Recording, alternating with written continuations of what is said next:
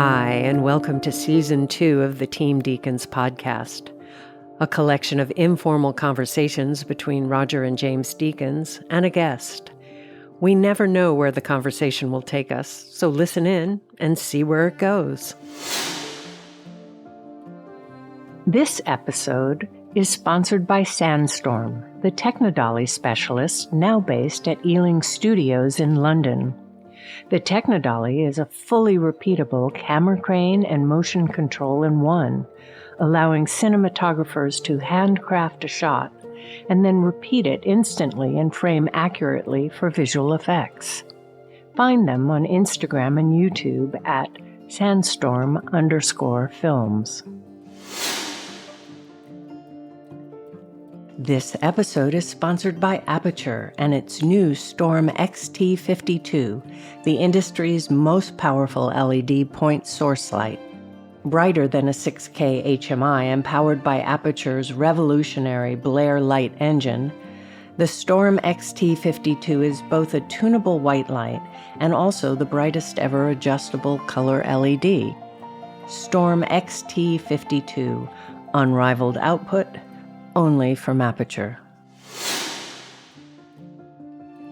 Today we're speaking with a cinematographer whose credits include The Celebration, Slumdog Millionaire, and most recently, 28 Years Later.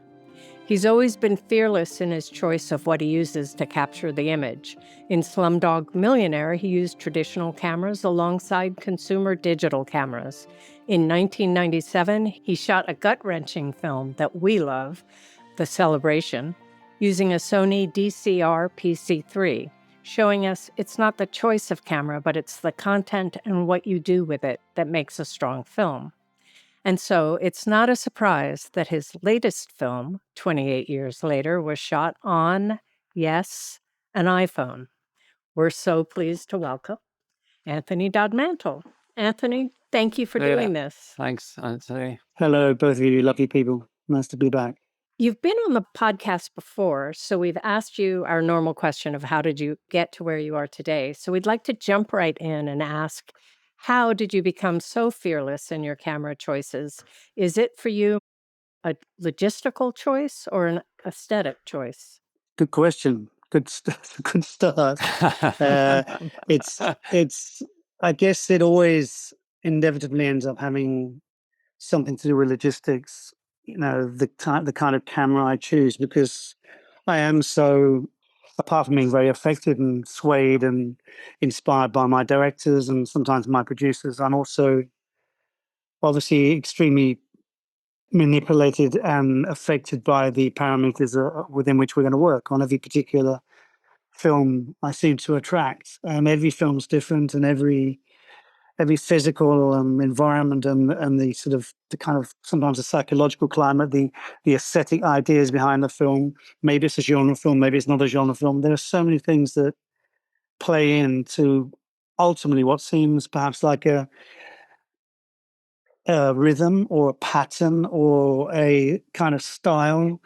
In the case of many cinematographers working today, in the case of myself, I can only really talk about myself, and I don't like talking about style too much, but we can talk about style. But I think I'm led in a kind of sea of neutrality into each film I do, and there's been an assortment of projects over the last 25 years, admittedly starting with some pretty anarchic ideas, aesthetically, artistically, politically, traditionally. They were unusual, but that is where I started. But I was kind of shooting celluloid and being quite a well-behaved person quite early on in my career. And that's why I think when something like Celebration came along 20 years ago or whatever, it was a nice counterbalance and an attractive alternative to me as an image maker to what I had been doing, which was kind of, I wouldn't say well-behaved conventional cinema, but it was traditional cinema as you and I know it. It was generally celluloid. It was generally 16 or 35.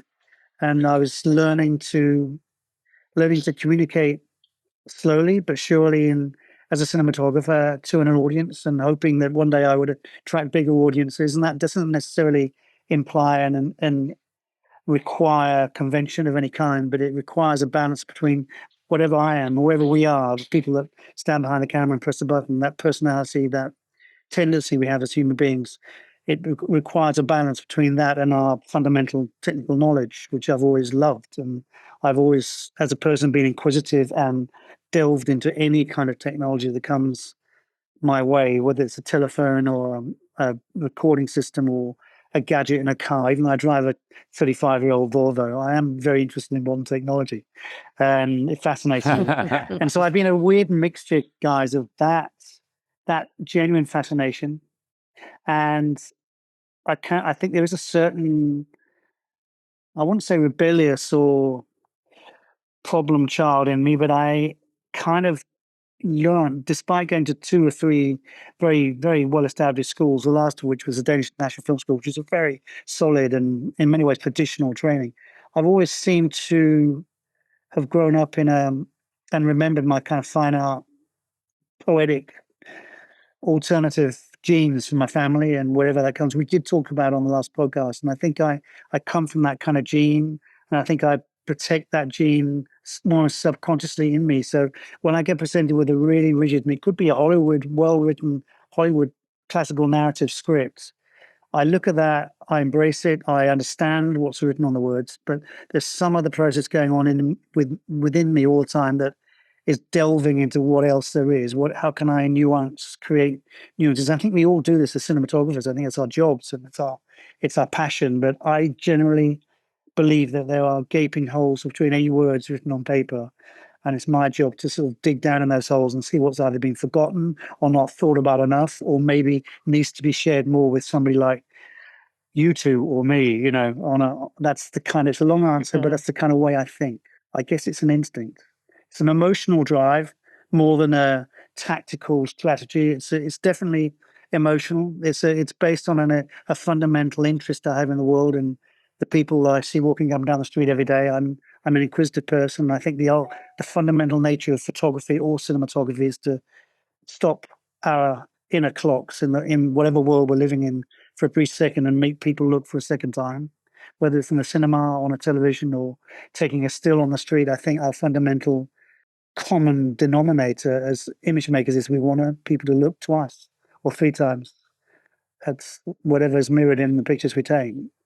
And do you sometimes, if you've been offered a film with a director that has only shot with high-end cameras, and so that's his experience, but you have this idea of doing something with different cameras, do you have to convince him, and how do you, or her, and how do you convince them to kind of go out of their comfort zone and play with this? I don't think it's quite as simple as saying, I get the question. The question's good.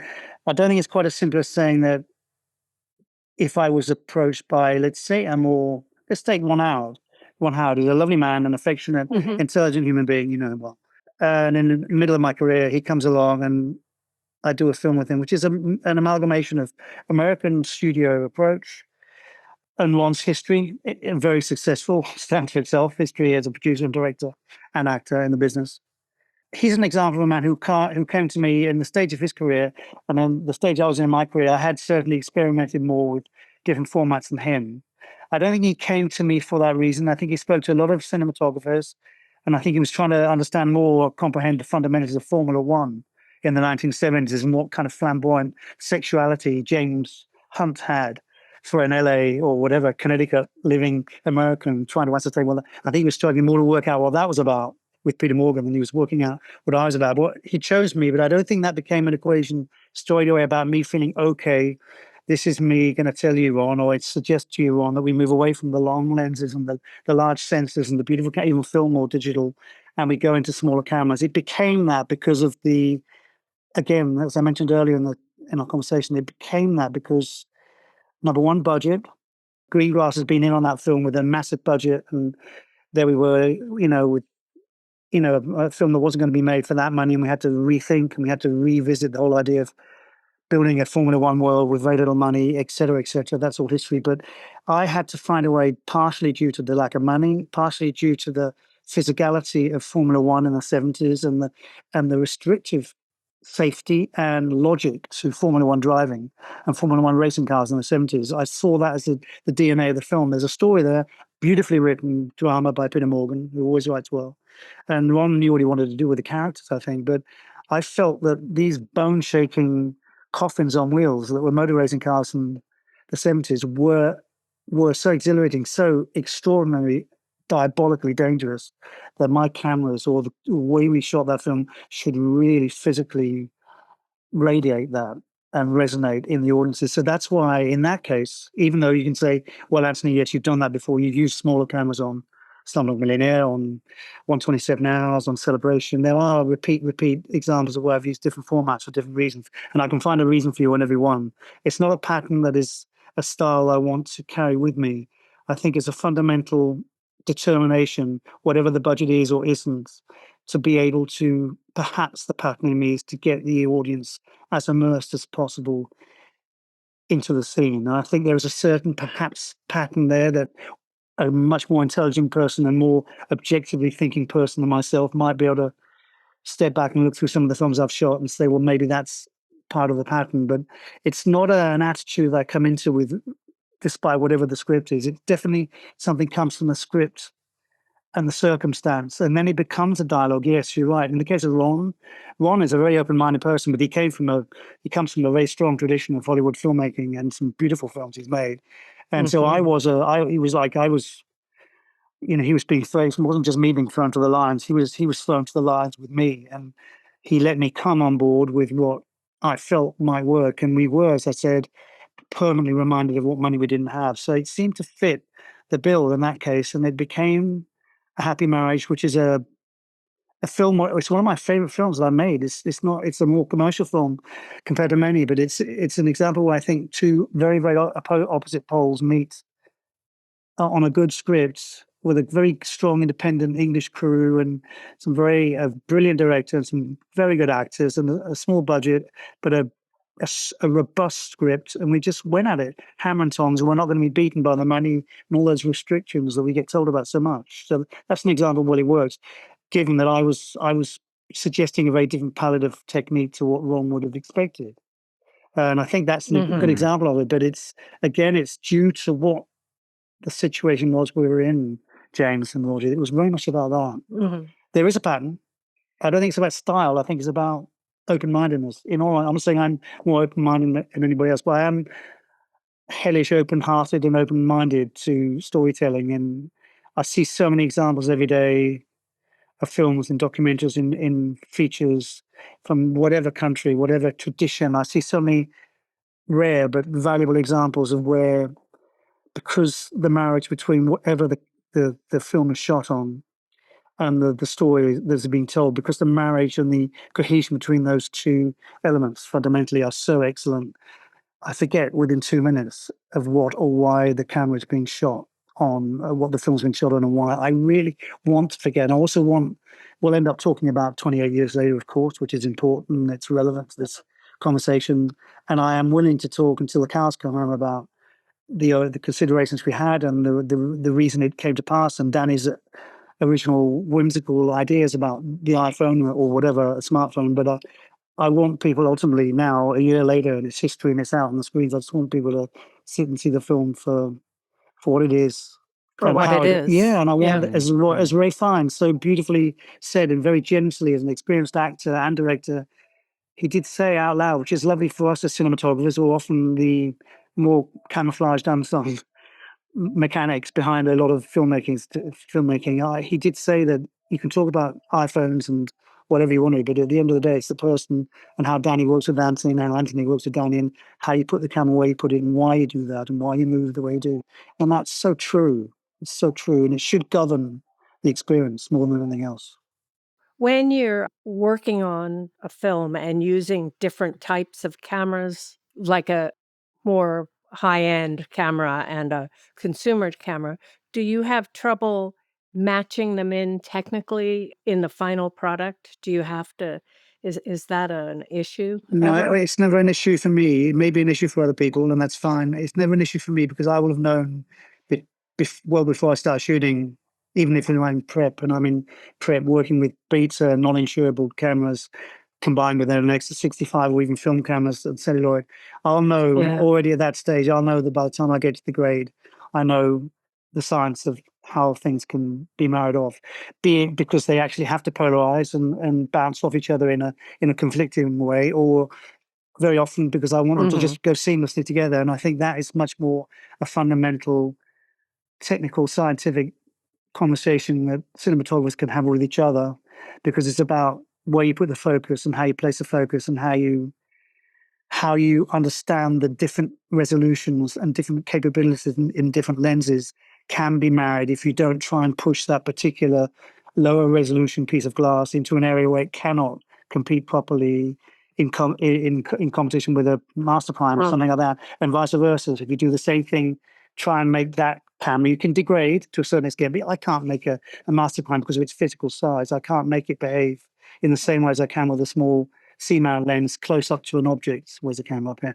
Close up to the object, because the distance between the chip or the emulsion and the front glass is so different to the distance on a C-mount. And that for me is the science and the physical approach I have to cinematography. And that's got a lot to do with why I use certain cameras in certain ways that are slightly unusual. It's because the whole immersive idea of placing cameras in certain spaces to get a shot that's unusual or valuable to me emotionally or whatever it is. Sometimes the bigger cameras, with even the lenses themselves, are for good Right. reason restricted. They're not restricted. They're brilliant machines, and you can stand away and lend yourself close to a situation and close to an emotion with in a very traditional way. And Roger, you've spent your life teaching the rest of the world how to do this with great success. And you're just one example, but you are a very good example. And you generally work with the same lenses, I know, and generally work with the same kind of focal lengths. You experiment too, but you've been very comfortable in the way you've worked and your tradition, and you know those lenses. They become part of your psyche. They become part of your body, part of your feelings, and you know what they do, and you know how to operate, which is the next thing. And I think I just seem to have enjoyed over the years challenging myself with what a little piece of glass with less resolution or less potential can do, especially if you come to me and say, Anthony, remember this, you don't go up on a 1.276 theatrical release. If it's coming out on an iPad, I'm not the least bit scared at all, because, or iPhone, because it's so easy for me to marry images like that if you know there's an emotional truth to what you're doing. It's especially an emotion that carries, and it's a brilliant editor. Technically, it's all about editing and sound and directing and patching things together and knowing what you're doing. But if that's all in order, then basically what binds a film together is the picture and the sound and the emotion that carries you through. And that what carries films through. And that for me has nothing to do with the sublime, the IMAX, and it has nothing to do with the C-mount lens that's come off the assembly line at a Volkswagen factory from 1970. And it has nothing to do with a Helios lens that was taken out of a dusty pocket in a Russian lens factory in 1962, or Lester Dunton, who pulls the lens out of his pocket, bless him, and has it in a drawer, and it's covered in dust and marmite, and he gives it a polish and says, maybe we can use this, Anthony. And I know Lester, and I've done that with him on Rush, and I was pretty horrified myself sometimes where those lenses came from, but they cleaned up. It's how you use them. Bless him, Lester. Well, I give complicated answers, but I hope I'm making sense. I'm trying to talk slowly and clearly, and you make me think about how I think, which is why I love these podcasts. And you're both you know me, and you know my history, and you understand the science of what we do. So it's good to talk with you always about this. So one of the things you do in prep is obviously you get to know the director and the script, and you're thinking about, because it's a thought process that not necessarily everyone goes through, because you're looking at these scenes going, well, this could be shot with this, and this, if I shot with this, I could get a much better shot of this. So you have like this extra step in prep, But I it's driven by guess. character. It's If driven that makes by, sense. yeah, it's driven by character. If you understand what I mean, James, it's as Mm-hmm. I really love reading, and I love reading. I used to read a lot more, but now I read scripts. Now it's getting quieter, so read less scripts, and I'm starting to read more books again. But when I read, I become a character. That's why I love podcasts. When I'm driving my car and I'm listening to a podcast, and I'm suddenly in the space, and there's not that physical insistence of this is the picture you look at, this is the aspect ratio.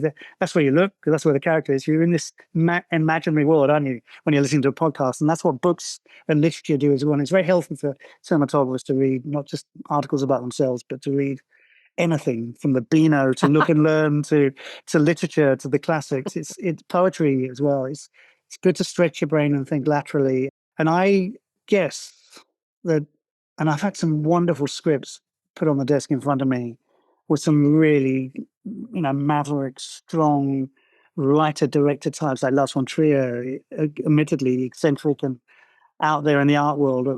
Oliver Stone, a wonderful example of a writer director who conceives the thought, puts it on paper. God damn it, he carries on. He even directs it, and he controls the edit. I mean, that's the joy to work with such qualified thinkers who can become writers, who become, dramatize the book into a script and then direct the damn thing. It's so incredible to work with people like that. And even with people like that, and with all respect to them, I find myself, I think, subconsciously becoming, as I read and reread the scripts, one day I'm one character, then I'm the other character, and I'm kind of seeing and feeling the scene from whether it's Ed Snowden in Snowden, or it's one, his mentor, or whether it's, any other character in the films, or whether it's this film I've just done with Danny, the young boy looking at his father and trying to see through the truth and the lies of his father and the mother. And Ray Fiennes is a pretty eccentric person they're difficult shoes to climb into, but I tried.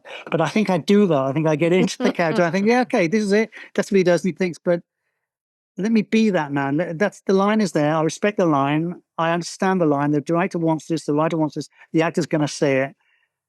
How would I move my body if I said that line? Do you know what I mean? It's almost like that. Even though I know the actor's going to do it for me, I become that kind of. I kind of feel the pulse of the words in the DNA of the actor and stage. It sounds really pretentious, this, but I think that's what I do. And I think that's what I'm doing. So it's my process of visualizing and beginning to see where I might go, which is obviously based on my history as a person, my artistic approach, my tendencies, my psychology, whatever I am, whoever I am. It's obviously taps back into what kind of person I am and the way I think, but I'm trying to analyze how I do it. And I think I put myself in the shoes of the characters and walk around that space with them and without them, even if it's in pre-light or imagining well before.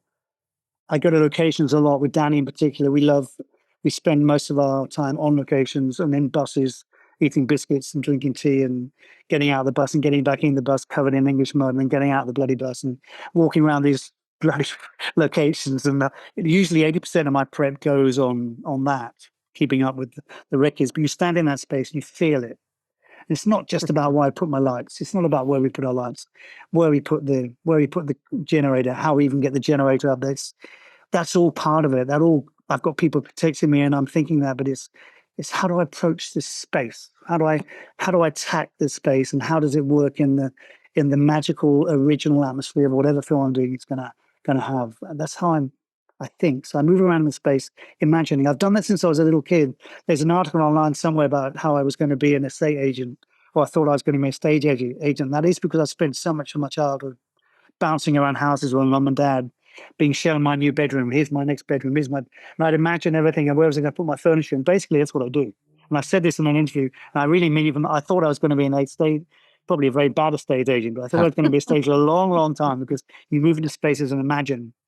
And you feel the ghosts, and you see the possibilities, and you see the light. Oh, yeah. It's like that, and I see a very strong connection between the state agency and walking into a set or a studio that you built and planned. Even though you plan it, you know where you're going to put your lights. I've seen your lighting diagrams, Roger. They put mine to shame, and you prepare. But when you walk into that space, the basic light, the rigs up, and you still start to feel other things. The things that you can't. Things change. Can you talk about the location scouting, especially talk about how you and Danny approached scouting for 28 years later? It's quite complicated in terms of quite a few different locations. I suppose they're all in one primary neighborhood. No, they're not. Talk about how it started off. Well, you hit the nail on the head there. Basically, the issue with 28 years later with Danny, we came from 28 days later, simply said we were in an urban environment, and we've done the urban thing, and various other dystopian series like The Last of Us, to name one, have been in these urban environments so often and done it so well or so majestically. And we, for many reasons, didn't want to do that. We wanted to go into the country. That has, in all honesty, I suspect, an economic ramification as well. But we also did know aesthetically that we wanted to get away from the urban area, go into the heart of our moldy country of ours that we know so well. And we wanted to allocate, as Danny is an expert, as a director producer, very experienced in making bringing all the money you possibly can up onto the screen, onto the negative or onto the digital negative, whatever you want to call it. And he specializes in fighting for that. He's a gladiator for that, and he hates seeing money wasted. And he's right down to the honey wagon parks in the wrong place or too many honey wagons. He wants it up there on the screen, and I respect him for that and support him for that. And it can be terrifying sometimes, but he's right. So on this case, with the budget we had, which was officially between 60 and 75 million US, which goes quickly. We had a massive location department led by very competent Camilla. We knew from a very early stage that he wanted to reallocate some of the money that would perhaps have gone on cameras or on other things, on unit bases and all the logistics and the military prep you have to do. He wanted us to get to places that we don't normally get to. And the major issue about filmmaking, whether you're urban, I've just been on the streets of London, it's the same problem now in London as well. Your footprint is just so unpleasant for so many people in London. It's very difficult to shoot on the streets. In the same way in the countryside, and the kind of countryside we wanted for 28 years later, the unspoilt, mouldy, constable and painterly, mouldy old moss-ridden countryside of north of England. We chose Northumbria, Yorkshire, Northumbria. We were in Wales, we were in Scotland. His idea of cutting down on certain quite legitimate and conventions regarding expenditure, trying to reallocate more money into locations and being able to be more mobile, being light on our feet is a favorite phrase of his, which can be done in many ways. I can do that on still cameras. I can do it on small cameras today that are so phenomenal. I could have done it on other. That's not the reason for the iPhone, but he wanted us to be light on the feet. He wanted to re-spend that money another way by going to the places and being allowed to go there with a small footprint, not damaging the place forever, which means a film crew would never come back there. You all know what that means, Roger. We go to places that are beautiful, and you go to the Lapland areas and these snow scooters everywhere, digging holes into holy ground that used to belong to the local people. The same thing on the deserts. You see the sea scooters out at sea. Where the fish and the ducks are flying away petrified by this oil and stuff. You see it everywhere. We do it, and that's an extreme situation, but just some basically in good intentions, well-behaved film crew can absolutely diabolically destroy nature within a weekend, putting the mats down. So we wanted to go light. So that was an argument for going small, being flexible. And if he had a whimsical idea, even in the location bus, well, let's go there. And we were choosing deep into prep and in location scouting. We were then still considering something in the Cotswolds. Cheddar Gorge was an idea I actually mentioned to Danny, and within 2 or 3 weeks, it was there, and it was horrific expense for the producers, but we went there and we shot the end scene there. We went to Scotland to this church, which was incredibly beautiful. We went to these beaches on these inland lakes in Scotland that we would never get to normally. They're beautifully, natural trust, protected spaces that we had to think differently to do that. And that's one of the main ideas. And not when you get there, then you've got to go up the hill in mud and in rain and blizzards and whatever, and sleet and rain. So we had wheelbarrows, and my crew, who were amazingly helpful and very, very flexible. Both the grips and the lighting and the camera team were wonderful. Every woman that was thrown at them, from Danny down the line to me, they just addressed. And as good crews do, they work so hard to always be ready. And Danny is insatiable, really, I think, which is a quality. He's demanding. He likes to improvise as well as be well organized and get off to a good start on the day. But he likes to feel there's always a little bit of time each day for improvisation and alternative thought, which I support him in visually. So I have the cameras as kind of, there's a machine gun, there's a hand grenade, there's a mortar, there's a Patriot. They're all different missiles and they do different jobs. But I'm kind of ready with, in this case, it was assortment of iPhone-based gadgets, from the very simple, almost down to nothing iPhone with a little prosumer 1.133 anamorphic. How did the idea of an iPhone come up? Yeah, why choose an iPhone? I mean, I shot an iPhone for a film once, Valley of Elah. We shot some of it on an iPhone, but it was meant to be make it look. It looked like a phone. Yeah. But, so why choose an iPhone I for think this is where a major production? Yeah, I know. I think to start with, I think it comes from Danny, and I think without putting words in his mouth, but knowing enough about him as I do, and having had enough conversations about this with him, I know that his very early conversation with me about how wonderful he thought 28 Days Later was as a successful cohesion project between narrative, scripts, cameras, guts, wrenching, frenzy, and horror, etc., and the acting. He felt that one of the reasons for the success of 28 Days Later was the marriage between the look, the tools we used, and the way we were forced to think differently. That's not new to me, so I relate to that. He's right, and I was pleased he said that. He never told me that for 20 years, but he told me that a few weeks before he hired me to do 28 years later, and he immediately, in the same sentence, said, "I'm looking at an iPhone," and we collected together 50 minutes of everything from horrendous to interesting smartphone material, which I tested Googles and Samsungs and iPhones. I tested a few things. And the idea was a whim. I would say a whim, but it's not just a whim. It's an idea Danny had that he would use the word ubiquitous instrument. His idea was that, again, which I'm familiar with from Dogma, really, but if you set yourself a set of rules with something that does, to a certain extent, restrict you, but challenges you. Use the word challenge. Challenges us all aesthetically. Out of that comes something, it's a process, and it doesn't always, seem enjoyable. It can be a start and prep and exploring a potential armor of equipment that has its limitations as well as its possibilities is difficult. And it's not known to me, but this was the case. He believed that out of that restriction, apart from the lightweight element, I think he thought iPhone was a very good example of something lightweight and quick. And I think he hoped, perhaps, or wondered whether I could come up with some idea that literally, which could happen on another film, that you have iPhone, maybe somebody will do it. You pop iPhones in people's ears, or about down the backs, or sew it into. I talked to him about sewing iPhones or phones into costumes and saying let him go with it, because I'm willing to do that if it's an idea, and if you hold your style and you stand by it and believe in it, then something can come out of that.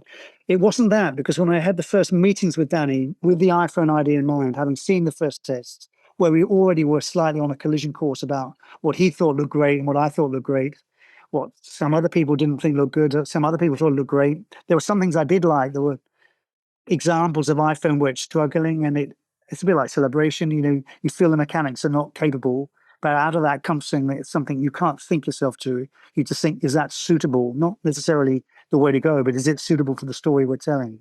So it was about that, him finding something and getting something, some tool to become part of the DNA of the new 28 Years Later, which in a sense is a smash in the face, a slap in the face for the studio pattern. It's a $75 million film. I have to say I respect him for standing up on the stage in the London premiere only 2 weeks ago, and he literally said there in front of everybody and with his heart open, this is an independent film made in an independent manner with English actors. It's in Britain. It's all over the countryside, but it's made with the help and the blood and the support of the studios. And he thanked them for that. And I think that's a very radical point. And clearly, one of his first thoughts was he did not want it to look like a studio film. And I don't know what looks like a studio film, so I can't go into that pothole. It's a very difficult discussion to have, but I just know what he is trying to avoid. And his history of that kind of experience is the beach. As far as his own career is concerned, he felt, as we know, if we read up on Danny, as much as The Beach has qualities and is an extraordinary film in some ways, if he felt he lost control, he felt it became a big machine, a big beast. You've done these films, I've only done a couple, and I didn't feel I lost control, but I know what he's talking about. And I think his feeling of control and being at the center and being able to manipulate absolutely everything in a small crew is very important to him. So it fed into that. And it became that. And the prep and the testing was a struggle for me, because at the same time, just to complete this platform for you so you understand, my dilemma was that at the same time as I went to the first camera meeting, the first crew meeting, where there's a gigantic location department, there was a gigantic art department. There were 14 producers. There were all sorts of people, health and safety.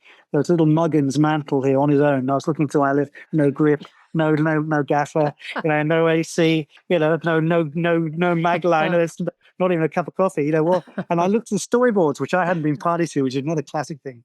I don't mind him doing it, but I'm not party to it, so I can't claim I'm party to it. When I saw his storyboards and he started explaining some of the stunts, he was using a language. Was like I heard words come into play like crash zoom or long lens or this, and I started thinking, hey, I'm beginning to feel very small. I kind of transformed into a little schoolboy in my short trousers, my school uniform. Wow. I was really not comfortable, and I'm able to talk to him about it, but he's quite vigorous and quite forceful and quite adamant, and respect for that. He hangs on to what he wants. And well into prep, I was trying to embrace the naked iPhone, but when I showed him things with just the iPhone walking around and internal stabilization, that was a no-no because we have 950 effect shots in this film with Adam Gascoigne from Union. And I know what that means. If you have spatial DNA, AI going on in the back and you're manipulating the background picture, those guys can't even tap in and work with the background and add on effects and not even clean up. So there were essential fundamental issues with any phone, not just the iPhone, any phone that is already utilizing AI in certain ways that I had to get control of. So that became the hell. That became a very lonely, hellish journey for me, where Danny was locationing with or without me, and I got up and down to Newcastle where we had a base and do 4 more days in a ploughed field on top of a hill somewhere with the wind in my hair. And I'd come down to London to Arry, into my little room in the corner at the end of the corridor with consumer and prosumer bandit pirate equipment all over the floor and test charts and collimators and I don't know what, testing with David Churchyard, my first AC.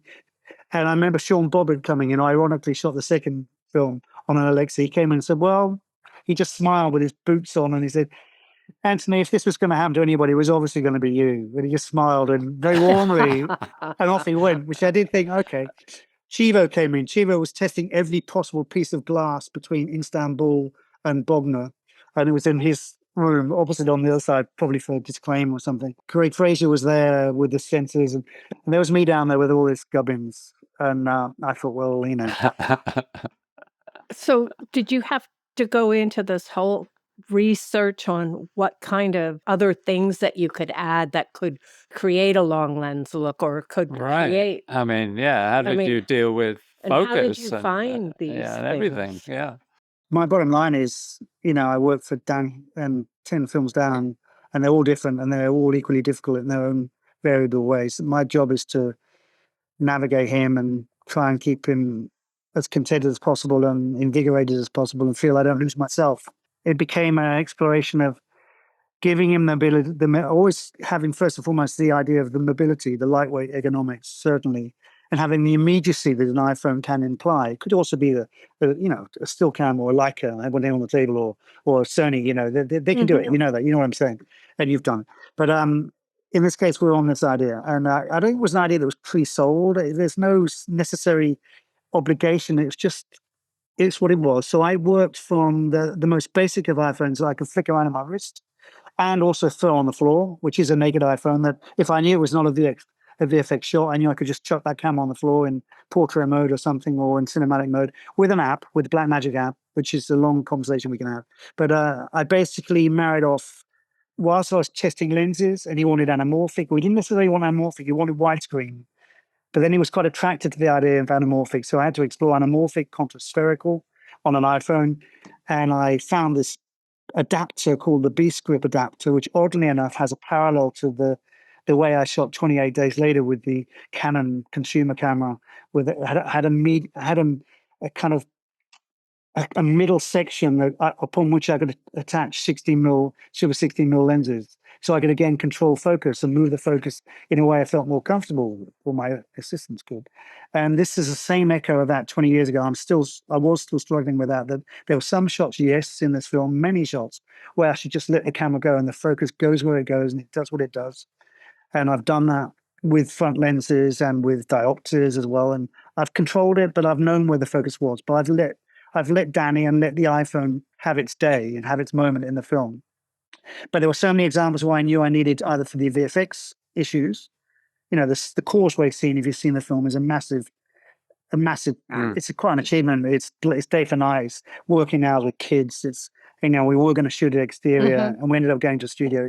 It was a big call, and it was always going to be a complicated scene to shoot. But that's a massive, amalgamation of what I can do, what I can control, what I can give him in the camera, and what post has to help me with afterwards.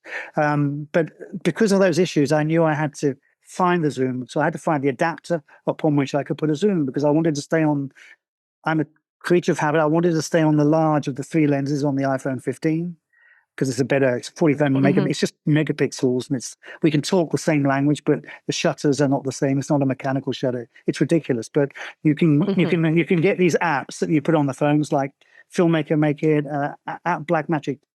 Blackmagic worked very tightly with Apple on the projects, and they've made this app that I could use, but I wouldn't say butcher it, but I had to adjust it together with my advisors, my tech advisors, my DIT, my assistants. And we had many junket calls with Apple, right in the heart of Apple, who were very helpful, very interested, and have been all the way through. And also with Blackmagic, who helped reevaluate some of I needed certain shutter speeds technically in their language. I needed to adjust the app, and they were helpful. They helped me a lot there without going into detail. So things like that happened parallel to me finding the adapter, which is I think it's a Ukrainian manufactured adapter, which basically had an EF mount, which I couldn't use. But then Simon Surtees, brilliant Simon Surtees at ARRI, butchered that into a PL mount.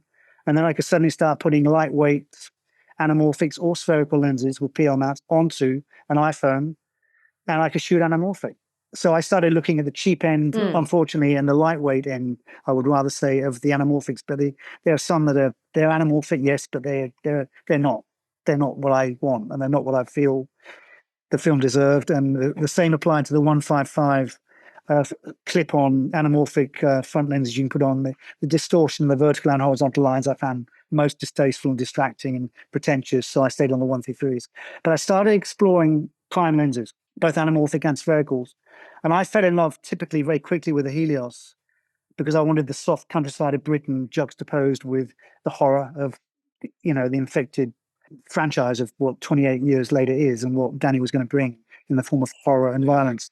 But he didn't really want that. He wanted a sharper. It's still quite soft because it's a big throw from a little iPhone sensor, up to a theatrical screen. But he veered certainly more towards anamorphic, and I eventually found the Atlas Mercuries, which are they're an LA-based, California-based company. I think they did the Orions. Was it the Orions? I think they had.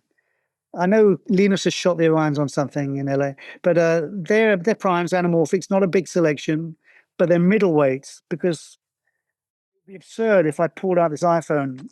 Granted, I have the iPhone that can work in its naked virgin self, and I could flick it around in my wrist, and the actors could hold it, which they do, and they run with it. That's fine. But as soon as I get into focus control and zooms and longer lenses, it's pretty absurd if you have an iPhone and then you have a Hawk. It doesn't really make sense. And you can do it, yeah. You can do it if you're really stuffed, but it didn't make sense. Danny would have crucified me, or he would have wanted to. I wanted to feel I was still ergonomically free. So I started to develop, as I'm used to, developing my grips, hand systems, and stabilizing systems with the lightest Ronin I could use, so that I could have balance. I could switch off the stabilizing in the iPhones first and foremost, so I could learn to stabilize the camera and operate it myself like a Steadicam. We've been the dollies. We've been basically for exterior location where we stopped anything in the way of Steadicams or tracks or dollies. We had drones, and we had me, and everything's basically handheld on Ronins or just handheld. And then I started explore these lenses, and found this middleweight set of anamorphics that I really loved, that I thought were pretty good quality, and married off well to this absurd little iPhone sensor. And I tested, and I screened with Danny, and it started to take shape. And I had to keep putting the nasty, chaotic images in there to keep Danny happy, and not to keep him happy, to make him realize that I didn't want him to feel that I was fracturing whatever dream. He never once articulated precisely what it was. You can say iPhone, but it's not really enough. I've got to find a way, and I've got to find it. And it was a very, very hard learning journey. Considered all the 10 films I've done with him, it was one of the hardest in that respect. But we end up with this collection of weapons, finalized, and ultimately with no less than a telescope, which is a consumer telescope for about $280 or something I bought online, but I attached an iPhone to that, the same large sensor, which was absolutely impossible to use. But it was so impossible to use for my phone, it was hilarious. It was literally, it's like a dysfunctional, really dysfunctional lens that wants to do what it wants to do. You just have to work with it, embrace it. And out of that came something absurdly beautiful momentarily in the films. In the course of the moments, there were moments in the film where it really is quite particularly special. The telescope, which is, I mean, I can't give you the comparative focal length on on a full frame sensor, but you're talking between 1,500 and 2,000. And you've got a little button on the side. You turn like like on the side of a Vespa scooter.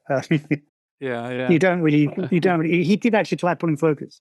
It reminded me of Telfer Barnes pulling focus for me in the Taj Mahal when we were in the process of being thrown out of the Taj Mahal. I wasn't even with Danny. Danny was on one unit, and I was running another unit in the Taj Mahal, and we were about to get thrown out of the place. And I was with the kids doing these burst shots on the Canon, which I did for the first time on Slumdog Millionaire. Everybody thought it was editing. It was actually me shooting a special shutter with a zoom and hand holding a Canon camera. So I'm getting this kind of extraordinarily odd cinematic burst, 17, 18, 19 frame per second montage system. And I shot literally 3 minutes of the final film, every single still I took in that day while these real guards are coming at us with wooden sticks and were going to extract us from the Taj Mahal because we'd lost our faith there and we were thrown out of the state. I got these scenes in like 7 minutes while they were looming towards us, and Danny didn't even know what was going on. And it reminded me of Telfer Barnes trying to pull focus on a Canon zoom, which was like one of those white still zooms, where there's it's not a cinema, it's not a cine lens. You've got nowhere to go. You just got a screen and you've got your instincts and you look. And it's an absurd example of where sometimes you get away with them. We would never got those scenes otherwise. But that was the sort of demise of our technical package for shooting. By the time I was still kind of finalizing prep in week one. We had a few pre-shoots, and there's some shots on the dam where the kid towards the end of the film is firing a bow and arrow into the fish, and he's grown older there. It's like a transition scene, and that's the very first scene we shot. And I remember standing in front of that Elan Valley waterfall. There's a still I have where I'm standing with this iPhone, and there's this tonnage of water coming down at me, and I'm looking at it and thinking, can this work? This little thing, should it work? Wow. Should I be doing? And I remember thinking this is horrifying and spooky. Was when Danny was just giggling, and then I've got a picture of Spooky. I call him Spooky, David Churchill, my assistant, in the big screening in the Battersea Power Station in London with that shot up on the 276 format. He's just sitting looking back over his shoulder at me in horror at this picture. And I thought, well, that's one of the biggest moments of nature I'm going to see in this film. And somehow it is translating. It is translating some things. Yeah. But I mean, I'm not saying it's the way to go, and I'm certainly not saying I'd necessarily recommend it. It's a task. Every film's a task. Every choice has its consequences, and this is no exception. And there's obviously a lot of vibe about it at the moment. I'm not an originator. Sean Baker is now shooting on celluloid 35mm. His Academy progress started with Tangerine, which is a story that could only be made if he'd made it the way he did. At that time, it was the iPhones as well, and that story would have never been made and distributed amongst us, Academy and members, if it hadn't been for his way of doing it. So there are 1,000 democratic arguments for doing this kind of thing, and I'm absolutely blissfully in harmony with myself about doing it and not regretting it at all. It's not a pattern, it's not a fashion, it's just a choice for this film. And And why is this one with the iPhone, and then the next one that Sean was shooting is with, you said, an Alexa. Alexa 35, yeah. I mean, I had a lot Why? That's a very good question, James. And if you were a fly on the wall and you saw me having sort of worked so hard for 6 or 8 weeks to embrace this iPhone idea, and having heard about the dichotomy of the 28 days to 28 weeks later heritage, which, no disrespect to the people who made 28 weeks later, it's an interesting film anyway, but the transition from what we did, perhaps not necessarily digitally, but what we did with those cameras on 28 days later, to 28 weeks later. It didn't really work either. It became slightly, without saying the word studio film, it looked a little bit more familiar. Yeah. I think you can say that much. Again, no disrespect to the people who made the film. It's got incredible scenes in it. But I think having talked about that slightly without pointing the finger at anybody with Danny, when he then said, when the producers then came up to me and told me that Sean Bobbitt is going to shoot the next one with Nia DaCosta, and it's going to be shot on Alexa. I kind of looked at him.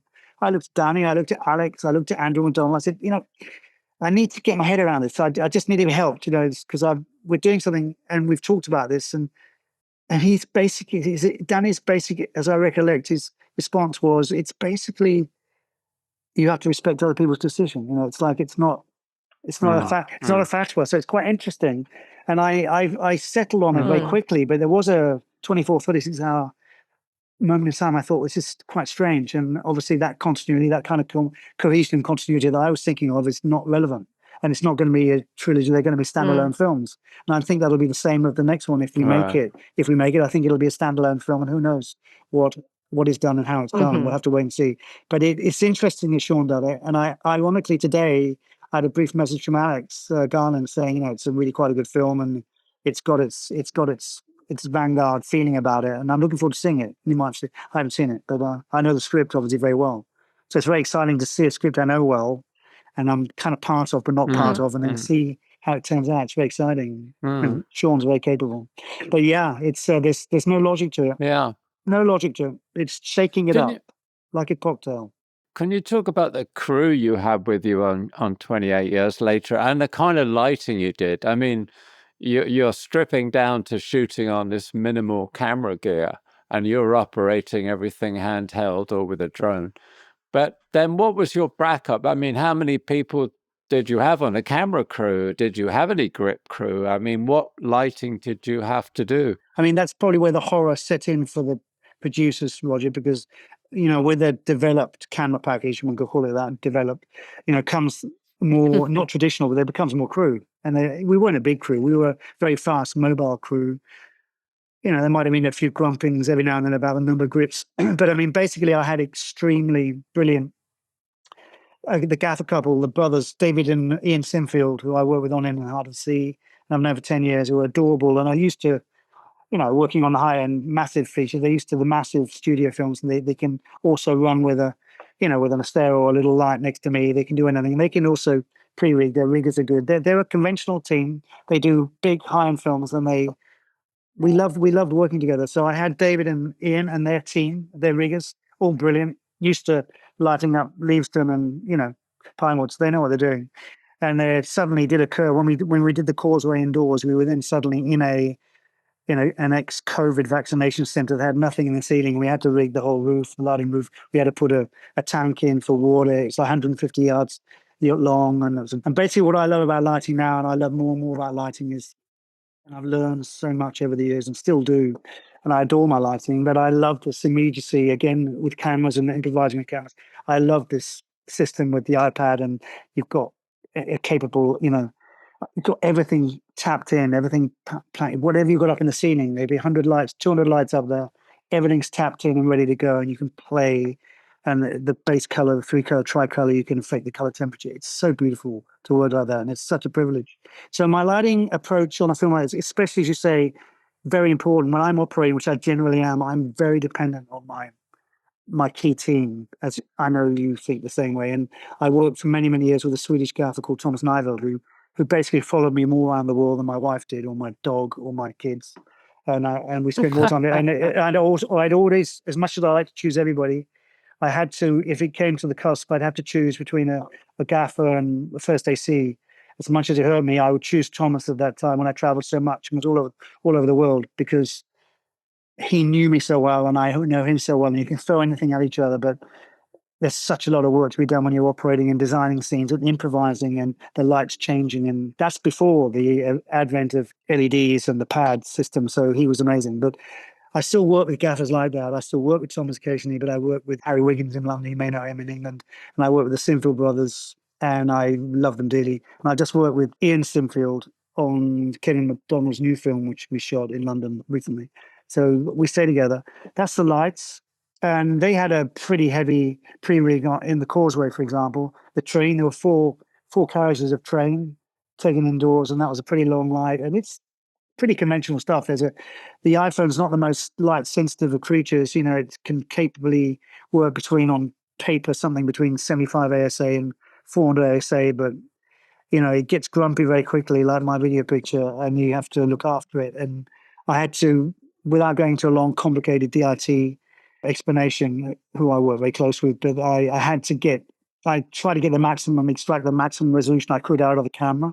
And we discovered quite late in the day the transition from 239 to 276, because I just realized there was a bit of extra real estate on the anamorphics that was there for me to take, and it wasn't rendering sharpness, but it was space, and it was real estate. Like my earlier career as a 14-year-old estate agent, I felt real estate is real estate. So I grabbed that, and Danny agreed with that straight away. And that's my DITs working on how to extract the optimal image, which took a lot of time.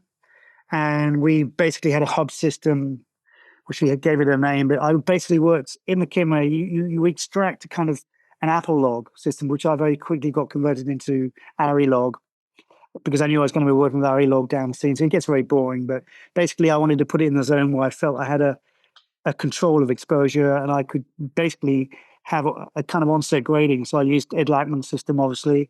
Well, not obviously, but it works very well. I just knew roughly where my exposures was. And again, when I'm operating, I've got multi-cameras.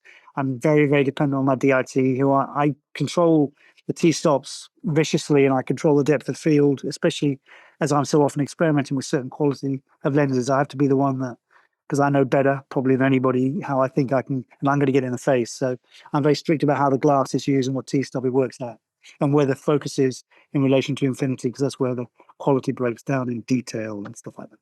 That's a little nugget of information I'm sure you understand, Roger. But basically on that point, you know, I have David Churchyard as my first AC. I have a second camera operator named Stefan Chupek, who's worked with me as a DIT and a grader, and he's now a cinematographer in his own right. He came back to work with me, very, very different to me in so many ways, but loyal and works hard and listens. So I had him as my second B camera, and he led a bit of splinter unit work. There was a traditional crew of second AC. There was, you know, central loaders, you can call it. I had about 4 grips, led by Terry Williams, who's a wonderful Kiwi. David Reeves, who's a gigantium of a man. He was in charge of the bar cams, which became a whole department of itself. The bar cams were enormously complex and very important, essential piece of equipment for Danny. Perhaps you could talk a little bit about tell us that. what was that? Multiple camera system, right? It's nothing. Again, it's a bit like, you know, restricting yourself with rules. You know, it's not original. We weren't original when we did Dogma. It was the French New Wave, and the Dogma was a repeat of that. And then Danny's talking about, you know, restricting yourselves with certain technical restrictions. It's not new. It's just a behavior pattern that helps you to think differently and re-exhilarate yourself as an artist. In the case of the bar cam, it was a very specific need he felt that we explored on Pistol, which I'm sadly isn't seen by many, but it's a very, very close to my heart as it develops that series. I think it's a very fine piece of work for me and Danny, actually. But we explored time slice kind of, you know, array systems there, and used it to a certain extent with the concerts, the Sex Pistol concerts. It's an idea that harks back, of course, to the Matrix, and it's very well known and very well covered ground. But for Danny and his exploration of violence in the film 28 Years Later, he felt there was a interesting unforeseeable spatial potential in wrapping his cameras around moments of action. And he also saw it as particularly exciting if I could operate it. So I had a bar cam that was between 8 and 10 cameras that I could actually operate and test. That, of course, defeats the original rather Puritan idea about them, for example, the Matrix and time slides, where you need to have a seamless linkage between, you know, alphabet between camera A and camera 18 or something. You know, it was a 360 rig. This was trying to abuse that, and more in a kind of Joseph Beuys, for one of a better reference artist, you know, exploring the space between 2 points that isn't visible. It was like, you know, the lens there that has a frame there and a lens there, and here's the lens of this gap. What is there between there? It's not lens, but what is there in the fall off between those two lenses that is actually information that can be constructed and explored as information, digital information that could become image, could become color science. So that's a very arty, pretentious way of explaining it. And I don't really think Danny, going into the film, knew exactly how he's going to do it, because if he did, then we'd have talked more about it and be more precise on set. But basically what we had was an 8 and a 10 camera rig, and we had a 20 rig that was almost a 180 degree, which we could move around on the nature. We could put down on the ground. That was less movable. We could move it. And I did run with it with 2 other people, large grips, but it does move. But he basically found that space in edit with his editor, with John Harris. And I think he feels now he knows more about it than he did before when he did Pistol. And I think if he returns to it, which I think he probably will, I think he knows even more about it. So it's a process, and it's something he keeps quite tight to himself. I imagined certain things that I was particularly interested in that spatial idea between the cameras. And I talked a lot to Adam Gascoigne about it. And we awaited more kind of guidance or rigid decision making from Danny, but it didn't come. We just did it. And I think he loved more than anything else the fact that the actors don't really know what's seeing what and where from. And I think he likes that. I think that's something I'm familiar with working with actors, where you tell them where you're going to be and then you lie to them or fib and you hide in the cupboard or go somewhere else and you see they're aware, because actors are so trained like dogs, they know where you are. They got fitted. But it's fun to play with that. And I think actors who are experienced enjoy that. Rafe was oblivious to it. He's just in the zone, But I think that's the bar cam, and it is explicitly used with the arrows as an example of the violence, which I was fearing because I saw Robin Hood times 10 arrows, and I understand the logics of arrows because it's what they have and how the society could begin to learn to hunt and protect itself again. So the logic is there. It's a very logical film in that respect, as far as some of the considerations Danny and Alex have made at script level about how people would survive and reintroduce their families to hunting and surviving what they have. But so I understand the logic. So it was always going to be arrows, but I was worried about it because I've seen so many arrows flying through the air and high speed and Robin Hood and into the tree and into the head. So I think the bar cam idea kind of alleviated some of that pressure from me and from Danny, and we left it to the edit to see what we can do, and it's what it is. That's all I can say. I can't even analyze it. So it's rotoring and so morphing. it's a number of cameras set on a rig. Is there a curve to it, or is it on a straight line? No, never on a straight line, always on a curve. We started with a straight line idea, but we kind of like the idea of wrapping around. And if you could combine what 8 or 10 iPhones could do in their own capabilities, wrapping around with my arm movements, it creates chaos, but it creates an erratic, unusual, unforeseen. It's a conversion into something new, which is erratic, unreliable, but exciting. So it's always a curve, James, always a curve. And the 20s literally becomes a 180 degree. It's a complete wraparound. There's a scene, it's a spoiler, but there's a scene where the big guy, the alpha, comes down into the train and just falls down and buried his. There's a certain amount of cleaning up to do because some cameras see each other, or you see the blue screen, or you see a bit of light and stuff like that. But that's easy enough to do, especially when they're static, which this one was. Harder when I'm moving. There's a lot more roto work to do, obviously, but when it's static, it's pretty easy to clean up. And that's a good example of where it works. And you see this massive creature land on the ground. And he's holding a head, and it's pretty terrifying. But that's violence. That's something that Danny was very conscious of, because whilst I was not over-aware, but interested in protecting the beauty or the potential sad, melancholic beauty of the English countryside, the Welsh and the Scottish countryside. And I do believe that beauty is well juxtaposed with violence. I don't necessarily think it has to be ugly and, gut-wrenching and terrifying. Psycho, Lynch, there are thousands of Hitchcock. There are thousands of examples in film of horrifying moments where it's quite beautiful. So I'm not necessarily think Danny and I think eye to eye completely on that, but we made the film we made, and it's an odd, generic mix of horror and something very emotional, I think, seems to me. Can I ask you, go back to the idea of the iPhone and say the Alexa Mini? I mean, you're doing a film. I didn't realize the train, for instance, you'd done, as a set on stage, as it were, in a warehouse or wherever. I mean, so you've got a lot of CG work there. You also had a lot of night work. I mean, that with Rafe and the Bone Collection, there's a lot of work with flames and stuff. In terms of the amount of lighting you did and what you say, the speed of the iPhone, like the relative ASA of the iPhone and its resolution relative to a very small camera, which is the Alexa Mini for LF even. It's a very small camera. Did you find you were restricted? Did you find you had to do more lighting because you were actually working with an iPhone and you didn't have the range that you had with an XT or something where you could shoot by firelight and not do anything else? Absolutely. I mean, absolutely, Roger. I mean, when I got to the Bone Temple and I saw the size of it, and I looked at the night shots, and they're very important scenes, they're quintessential scenes in the film. And the trains, 2 or 3 days of work as well, and the Bone Temple I did in four nights, but it was big work. Yeah, if I'd done even as you say, not even I would have probably jumped up from the Mini to the LF, but it's certainly the LF capability, the LF, the Alexa 35, or obviously the 65.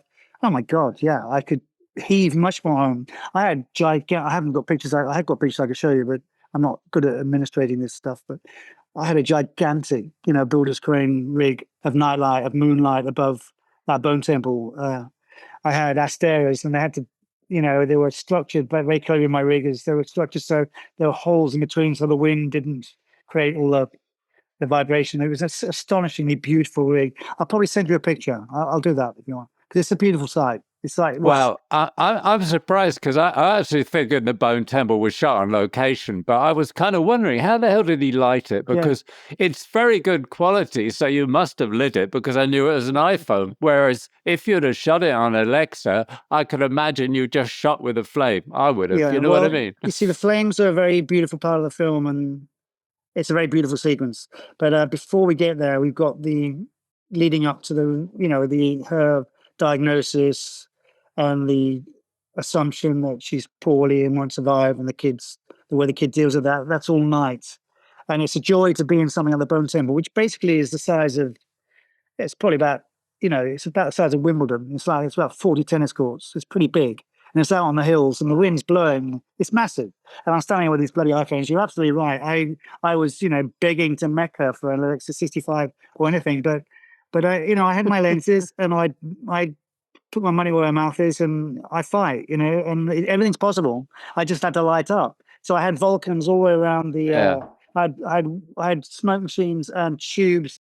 So I had a ring, which is probably about close to a kilometer, I should think, of smoke, mist, and lights. Vulcans, I think they were, just creating a backdrop with a color, again, all padded in, so I could mix the color temperature, so I could get separation. That was smoke, and it was like creating the earthly cyany blue separation. On the top, I had moonlight, and I also had another builder's crane with. They're 20Ks, I think. Roger, I'm trying to remember. I'm pretty sure they're 20Ks. I had HMIs as well. I had a lot of light here, a lot of light. And I had to shoot that scene, that extraordinary scene, which is difficult. It was difficult for me to grade, and I was a bit angry, but that scene with him crawling up at the end is so emotional and beautiful. And I would want to shoot it over in a studio and over 2 or 3 nights. And I begged the producers to give me at least one mini set in a studio. I could just do the circular round in the right way and have the plates, and I could control it completely. Didn't get it. It's all location, and that key scene is it's a nightmare, and it's fast work, and obviously two Technocranes, I think. But it's a real set, and it's big, and that was commitment, and that's where a lot of the money went, of course. And that's also the main set for the following film, which poor sweet. I'm not sympathetic at all. Sean Bobbitt has had his nice big fat sensor, so I'm sure he's done some beautiful work, without doubt. But that was tough. That was tough. I would say that was tough, but I think the toughest was the causeway, because the causeway sequence is this light, it's this northern lights. It's this assumption that the atmosphere is free of pollution for 28 years. So we have this assumption that the sky's much clearer because the cars are gone. The factories are shut down. There's nothing there.